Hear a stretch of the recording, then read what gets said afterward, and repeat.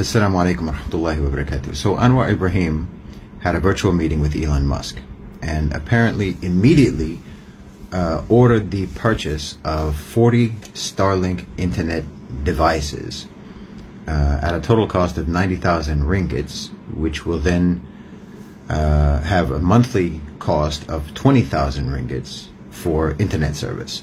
So roughly 330,000 ringgits in total for, say, a year of using Starlink, which is as long as their warranty lasts. Putting Starlink internet in universities with the alleged advantage that it has a faster connection.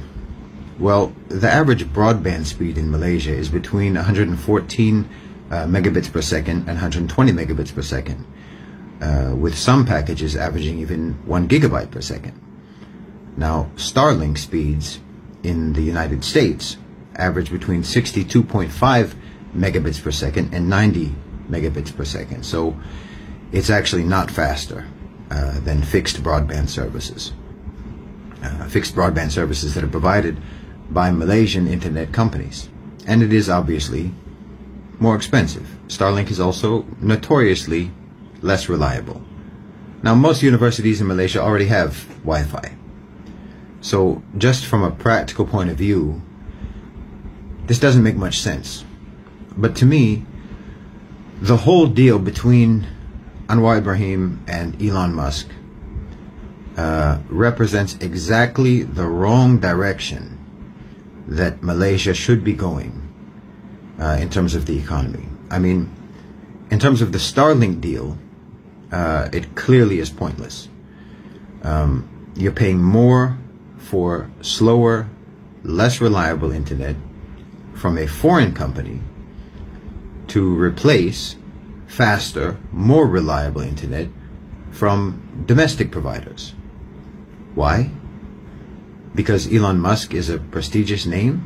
If the idea is that Starlink will eventually be used to provide internet services in rural areas, well then, who's going to pay for that?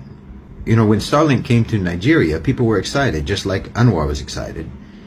But the cost of Starlink internet services per month turned out to be prohibitively too high for people living in villages and outside areas.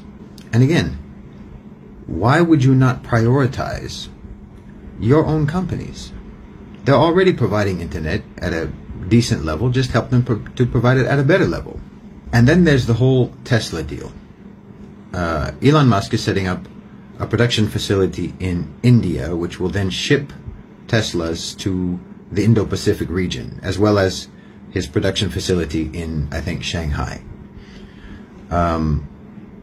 He's going to set up a showroom in Malaysia with the idea that he's going to sell Teslas to the richest people among the T20 economic class. And allegedly he's going to invest in developing, you know, charging station infrastructure throughout Malaysia. Now, electric vehicles, and particularly Teslas, are incredibly expensive.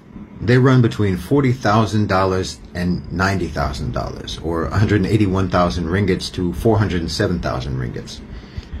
Needless to say, this is well above most people's annual income in Malaysia, which presumably is why in 2020 only 4 electric vehicles were even sold in Malaysia.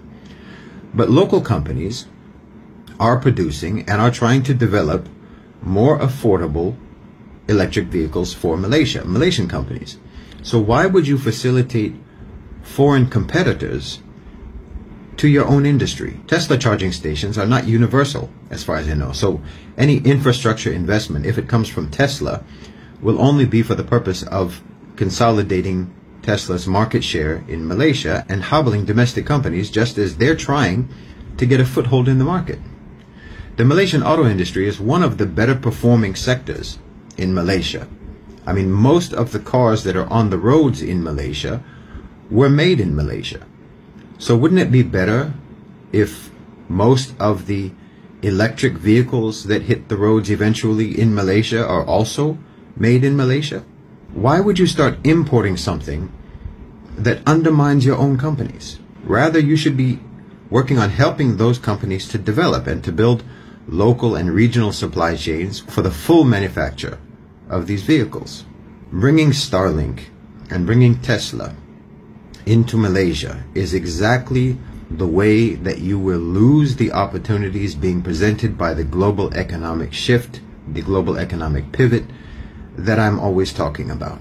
It just doesn't make any sense if you are genuinely interested in strengthening your economy and securing your economic sovereignty. Jazakumullahu khairan wa assalamu alaikum.